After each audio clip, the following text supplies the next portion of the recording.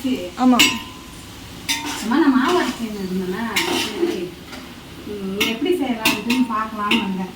ஆனால் நான் அதான் ஐடி எட்டலையே, அங்கே தான் கிச்சனுக்கு.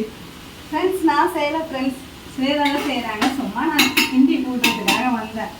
மாவு அரைச்சிட்டு இருக்கிறேன். மாவு அரைச்சி வச்சுட்டு வந்துடலான்னு பார்த்தா அதுக்காட்டி இப்பயே வந்து கொஞ்சம் பார்க்கலாமே அப்படின்ட்டுன்னு வந்தேன். எப்படி செய்கிறாங்க? இந்த பக்கம் எக்கு, இங்கே ரைஸு, சிக்கன் 65க்கு மேரினேட் பண்ணி வச்சுருக்கேன். இது வந்து அந்த கத்திரிக்காய் கிரேவி ஒன்று பண்ணுவாங்கள்ல, அதுக்காக ரெடியாக வச்சுருக்கேன். சூப்பர் பிரியாணி. எல்லோரும் வாங்க சாப்பாடு என்ன செஞ்சுருக்கோன்னு பார்க்கலாம். கிட்ட வாங்க. ஃபர்ஸ்ட் வந்து சிக்கன் பிரியாணி.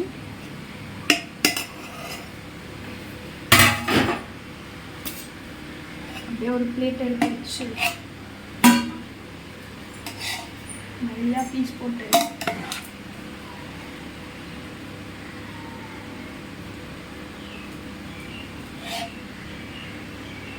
ஒரே பிளேட்டில் 2 பேர் சாப்பிட போகிறோம். நானும் மம்மி வேலை செஞ்சுட்டு இருக்கிறதுனால ஏன் இப்படியே சாப்பிட போகிறேன்னு சொன்னாங்க. ஃபர்ஸ்ட்டு கொஞ்சமாக போட்டுட்டு சாதம்.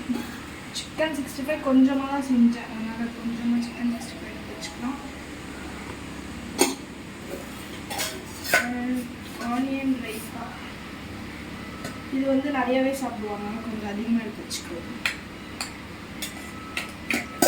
அதுக்கப்புறம் இது ரீசன்ட் எனக்கு பிடிக்காது, ஆனால் அம்மாவுக்கு தம்பிக்கு எல்லாருக்கும் பிடிச்ச ஒரு ரெசிபி கத்திரிக்காய்.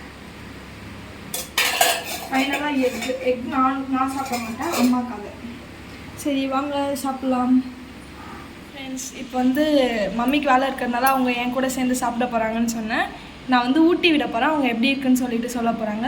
இங்கே வந்து சாப்பாடுக்கு அங்கே ஃபர்ஸ்ட் கொஞ்சமாக சாப்பாடு எடுத்துகிட்டு ரைஸில் வச்சு சிக்கன் 65, ஆனியன் ரைத்தா, கத்திரிக்காய் கிரேவி வச்சுட்டு ஒரு பெரிய பைட்டாக உங்களுக்கு கொடுத்துட்டு மம்மிக்கு ஸ்ட்ரெயிட்டாக போயிடுவோம். எப்படி இருக்கு? சூப்பராக இருக்கு. என்னோட ரெசிபி நல்லா இருக்குன்னு சொல்லியிருக்காங்க. அப்படியே வாங்க நானும் ட்ரை பண்ணி பார்க்குறேன். கொஞ்சமாக ரைஸ், செம்மையாக இருக்குது.